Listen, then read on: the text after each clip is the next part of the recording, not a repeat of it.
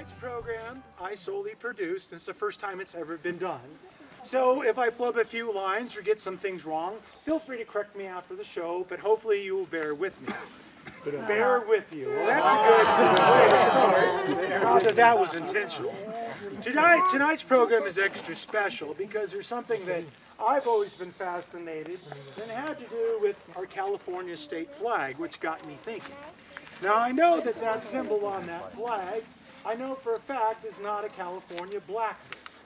That is a California grizzly bear. We're going to learn a lot about that creature tonight and how it actually got on that California state flag. Now right here behind me, that you can look at it anytime during the program if you need to distinguish between a black bear and a grizzly bear. Now the only thing I will say about this illustration is the black bear is actually a little bit smaller scaled down, so you have a better look at both animals. In the wild, though, the grizzly bear would be much larger, and we'll talk a lot about the grizzly bear during the program tonight. Boys and girls, ladies and gentlemen, my name is John Adams. Some of you might know me, and don't confuse me with the great President John Adams or his son John Quincy Adams. I actually am a legend from the past, and there's something I like to talk to you tonight about. My exploits, for I had quite the amazing life. As you can see right here, I'm associated mostly with the California Grizzly Bear, the same one that you see on the flag over there. Can you hear me in the back okay? Everybody? Yeah.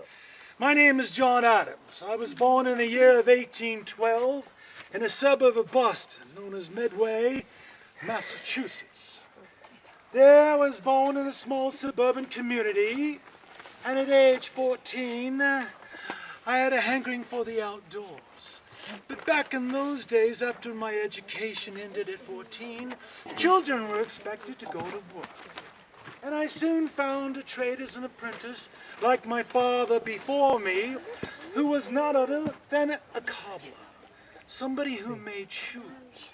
Do you know of any shoemakers in your family? Well, when you think of a name like Grizzly Adams and you think of shoes, they don't necessarily go together. But let me tell you, you may laugh and smirk at the thought that I could make shoes. But later in my life, as you will soon see, it came in very handy. So at 14, I was forced to work to help out my father and our other children of the family. I became a cobbler. But as I was growing through my teen years, I always loved the great outdoors. So, to the great west, I would hike some of the mountains of Massachusetts, and there I would commune with nature, the beautiful trees and all the wild animals. I learned a little about fishing and a little about hunting and trapping. That was where my love was. When I turned 21 years, my father and friends brought a newspaper to me from Boston, and it was one of my neighbors that pointed out, "Look at here, John. They're willing to hire a strong man in his 20s that could collect animals." I said, "That is a perfect job for me." And I told my father that there was a job I'd like to apply for, collecting animals. What could be better? I could be outdoors amongst the beautiful animals. My father disapproved, but my friends thought it was great. My father was disappointed. He wanted to see me remain a cobbler, making shoes and providing for a family of my own someday. But I sought the great outdoors.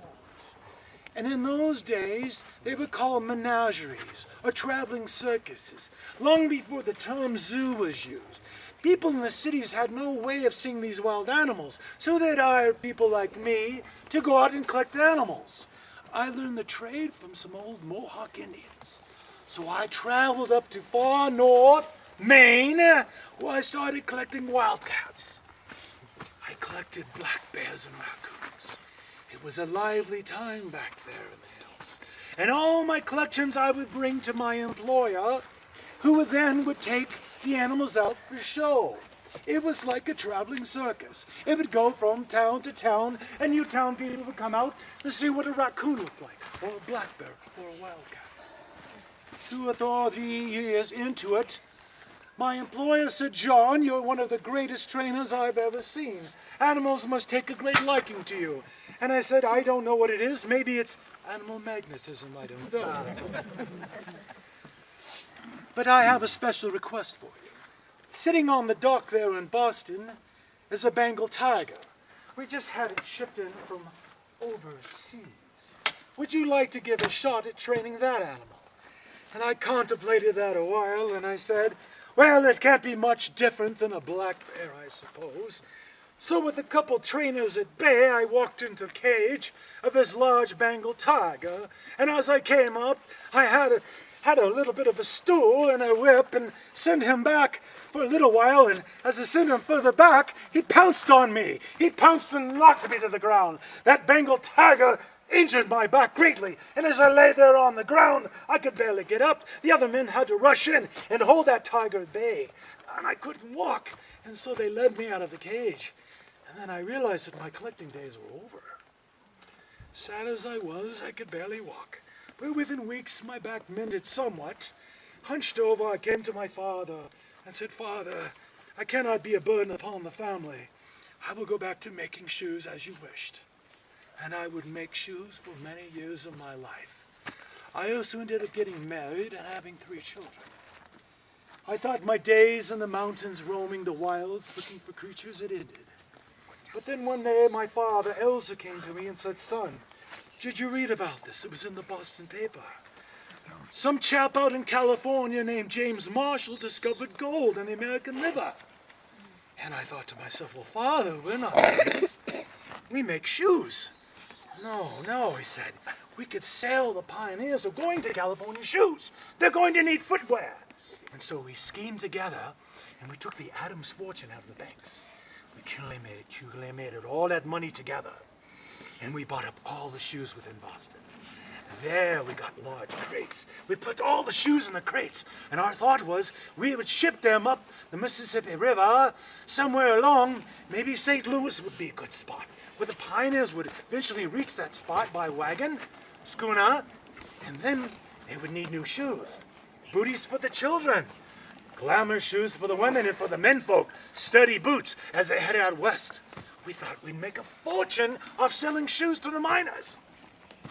So we loaded up the shoes on a sailing ship and went around Florida, all the way up to New Orleans, up the Mississippi River.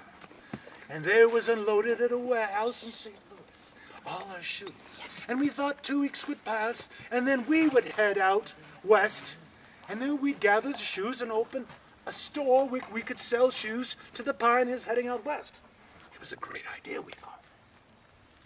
Unfortunately, on the wharf in St. Louis, some fool security guard who was supposed to be guarding our merchandise fell asleep with a pipe lit in his hand. On a bale of hay, next to the shed, the warehouse went up in smoke. And so we lost everything. There was no insurance money. Now my father, Elsa, took very ill. He was extremely depressed that we had lost the family fortune and everything we had. He went into a grave depression. He wouldn't come out for weeks to talk to us. He finally took his life. He was so depressed. And I went to my mother and my wife, and I have 3 children. I said, "Mother, wife, the only thing that I can do is head to California. Maybe I could strike it rich in the gold fields and maybe bring that money back to you." And I said, "John, you do that and you be a brave man and try to restore the family honor of the Adams." So I signed to go off to the California gold fields. The year was 1849. And yes, I signed up with a troop that was heading down by way of the Santa Fe Trail. It took many, many months to travel overland to California. But once arrived in California, the gold rush had begun.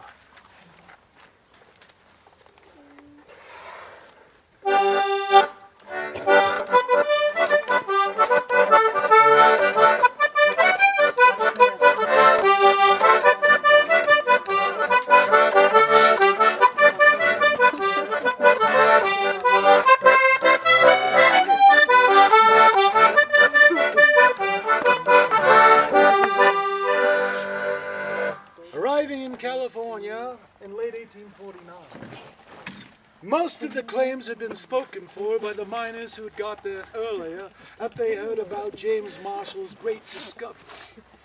I had to associate with many other miners that were working some of the older claims just here in Calaveras County and in Tuolumne County. There we mined for several days. I found some color, amassed some wealth, but you know where I made most of my money in those early days in the gold rush fields? Was hunting. Now, as I remembered right, as I told you, I was a collector. I had collected animals as far as the woods of Maine, and I knew something about trapping and about hunting. I found out I could make more money by selling fresh meat to the miners. There weren't many cattle up in the gold fields. They relied mostly on hunters like myself to procure meat for the miners, mostly venison, deer, and rabbit. I was wealthily employed for many a year, until finally I had enough money assembled that I bought myself a small ranch just outside a little town known as Stockton. Anybody been to a town named Stockton? It was just a small podunk of a town just below the gold fields there. I had but an acre, and I started doing some farming, and I also did some ranching, a few cows and such. But unfortunately, the bankers who loaned me money swindled me out of my land purchase, and I lost everything overnight.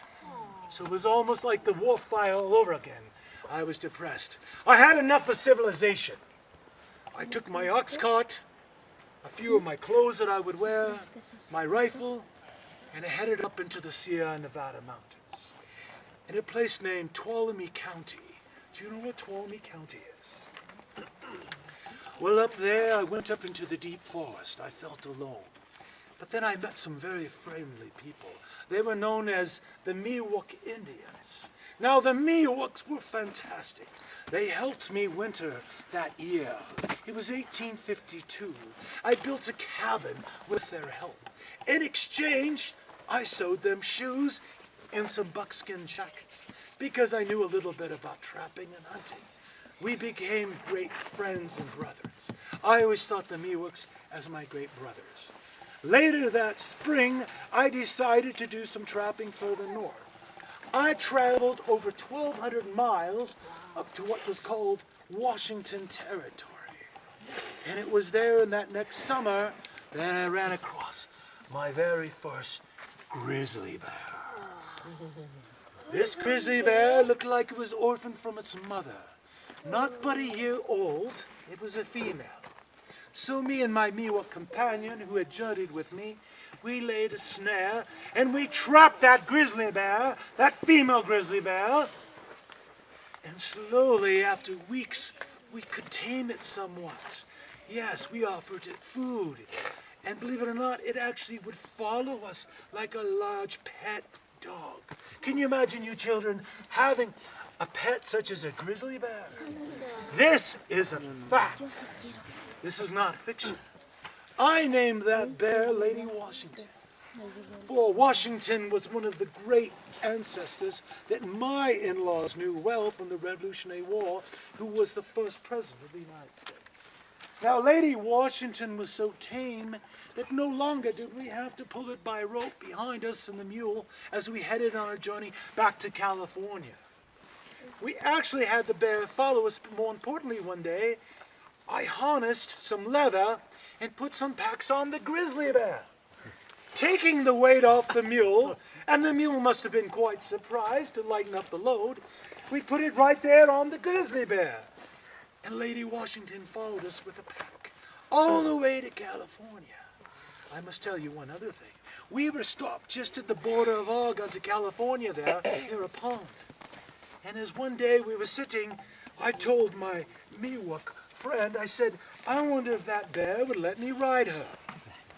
So we took the pack off.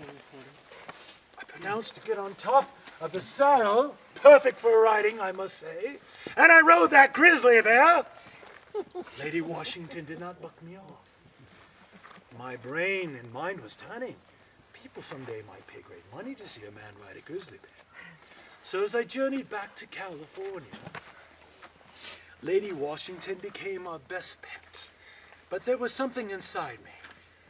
I wanted to capture a California grizzly bear, For I heard in California, the grizzly bears were the largest of all. So we traveled, me and my fellow Miwok friends, to a place called Yosemite. Have you heard of a place called Yosemite? And there we walked and hiked for days. And then we laid outside a den of a mother grizzly bear. And it was spring. Spring is usually when the mother comes out of hibernation. And as she came out, she wandered around. We snuck in and we grabbed both her cubs. Now you think that's a dastardly deed to steal cubs from a mother bear. Would you not think that? But to be perfectly honest, within 2 years, the mother would disregard those cubs anyway. She would leave them off to the side and never see them again. Just like when your teenage children get to be about 18, about 30 years old, there's no need for them to live at home. So the way me and my partner thought about it, we was just expediting what future would happen. So one of those bear cubs was extremely tame, tamer than I'd ever seen any animal in my life. I named him Benjamin Franklin. Benjamin Franklin, as a boy, he was one of my heroes. Benjamin Franklin was one of the smartest men in the United States, and so I named him so. So Ben Franklin came back to my cabin along with Lady Washington. They both greeted each other, and they became very, very good friends. Now, it isn't true that I spent all my time in California. I had gone up to Washington Territory, and at times I would trade at different forts, and I would do other trappings and sell merchandise along the way. One time I headed due northeast to Fort Bridger, and it was with Fort Bridger there I had Lady Washington tag along with her saddles and her packs. She met another grizzly bear. They had sort of a union or romance, as you would say. As I returned to California to winter, Lady Washington gave me a beautiful cub to raise, and I named him General Fremont. Now, how many remember Mr. Fremont, who was a great pathfinder during the early history of California? Do you remember him, Fremont? Well, I named my bear, and he was a California grizzly, Fremont. We were quite the happy family. Now, my animals got larger and larger, and the Miwok Indian chaps that I so graciously lived with for so many years decided there was too much of a menagerie of animals. So it was at this time that I met a man named Harold, and he had a ranch down in that little town called Stockton.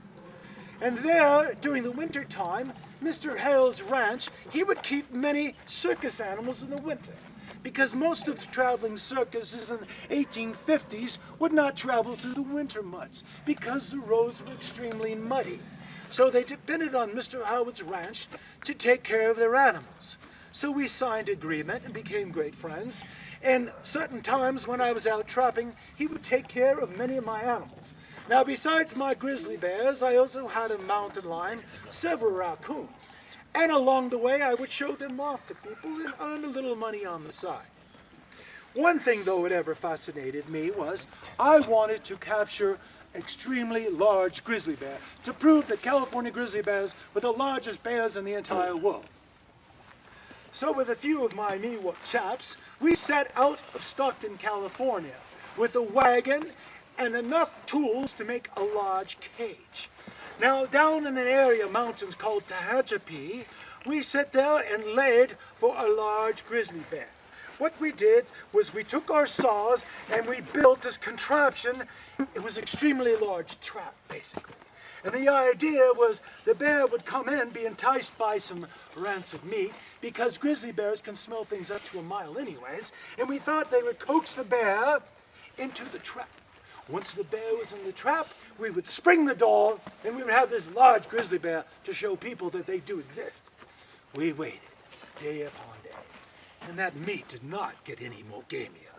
We waited, and suddenly one night, we heard a ferocious sound, a huffing, and sure enough, there was a bear that came out. It was the largest bear I'd ever seen. 1,500 pounds worth of grizzly bear, California style. That bear came into the cage and grabbed the man, and I ran over and slammed the gate down. We caught ourselves the largest grizzly bear ever. People will pay a fortune to see this bear. So with block and tackle the next day, we loaded that up onto the wagon, and we took it to the nearest town, and sure enough, it weighed close to 1,600 pounds. stood up to 9 foot tall. What a monster that grizzly bear was. And we would show that bear to many people, and they were quite excited to see such a bear. Now, one thing I did not tell you about my life was I had a small accident. It was just right after that I was on a trapping expedition. I believe it was in the coastal range on the eastern side of the mountain near a place called Santa Barbara County. And there I was hunting that day, and I had Benjamin, Ben Franklin, my bear. I named him Benjamin. He was carrying my pack, and like a good dog, he would always follow, 100 feet or so away from me. And I was there with the mule, and I came around this large rock, looking around for different animals. I came face to face with a mother bear. Now, mind you, there was no time to grab a knife, let alone my rifle. Before I knew it, that large grizzly bear had jumped and pounced on me and took my hat out, grabbed my skull, sunk its teeth into my skull, and blood poured out, and I could feel the cracking of my bone. As I lay there on the ground, I knew I was going to die. Believe it or not, from nowhere, to my surprise and the surprise of that sow grizzly bear, there was Ben Franklin. Now, Ben Franklin at that time was not a big bear. In fact, that mother grizzly probably weighed at least 3 times larger. But there I lied on the ground, ready for the death throes, and there was the bear grinding away on me. And little Ben Franklin came, nipping at the heels of that large grizzly. That large grizzly went around trying to swipe at that bear. It was like a pit bull chasing after a mailman.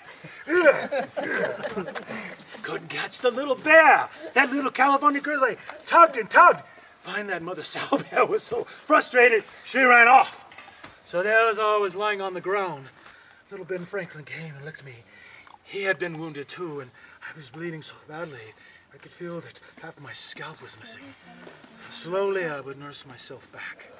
But the injury did cost me much, and later on, it would lead to my demise. So I went back to the Stockton Ranch. Sad as it was, I decided to show my animals. People I realized would pay good money to see my menageries, my pet grizzly bears, bears that would carry my packs, bears that I could ride on. So I took the show on the road. I gathered up my animals and I traveled places like Sacramento. I went to San Jose and finally to San Francisco. In San Francisco especially, I had a large audience of interested people. They had never seen bears like Samson, a 1,500-pound bear, bears that would carry packs, bears that I could ride for their show, and they paid me a good wealth of money. I was actually able to buy some real estate at the bottom of Clay Street there. And I named my museum the Mountaineer Museum. And at that time, there was a name that people had called me. I guess after riding a grizzly bear for so many years, it was just natural to call the man Grizzly Adams. And the name stuck. So I showed off my animals in San Francisco. And then later, there were so many people who bought tickets to see my bears, I was actually able to move to a different part of the city and even have a larger collection of over 60 animals people would come and see. I made a great deal of money. Everything was going well, except I did have a fairly round of bad headaches, possibly from that grizzly bear that attacked me earlier. But unfortunately, sadness came upon me. Ben, for some unknown reason, died. We tried to nurse him back to health, but he died, and I was very sad. I still had Lady Washington, I still had Fremont, and Fremont was always my most cantankerous bear. When I wrestled Fremont many times, he would always have the best of me in a wrestling match. But my health was declining, and I went into a doctor in San Francisco. He had examined my skull, which had an indentation about here, and he said, "Mr. Adams, your occupation is going to cause you to die very shortly. I suggest you finish up your business here and head home to your wife and children." And I said, "No." I said, "My business is my bears and showing them." But as I walked away from the doctor's office, I knew that my time was limited. So I started to make decisions. And as I moved the museum to the new location, then I called it the Pacific Museum. It had great notoriety on the West Coast. Soon they were calling me the P.T. Barnum of the West. And it was that man, P.T. Barnum, who would be my savior. I had several letters to Mr. P.T. Barnum asking him if he would receive my entire collection if I were to take it to New York City. P.T. Barnum said, if you show up at the dock in New York, I would gladly welcome you in part of my largest show of all. And I thought about this clearly for weeks and weeks. Finally, I gained passage on a Yankee clipper ship. And then on that clipper ship, it was like Noah's Ark. 60 of my animals came up the gangplank to get on that clipper ship by way of Cape Horn. The voyage was 3.5 months. And every night a man with a button box would play a melody, which would entertain me and the other passengers.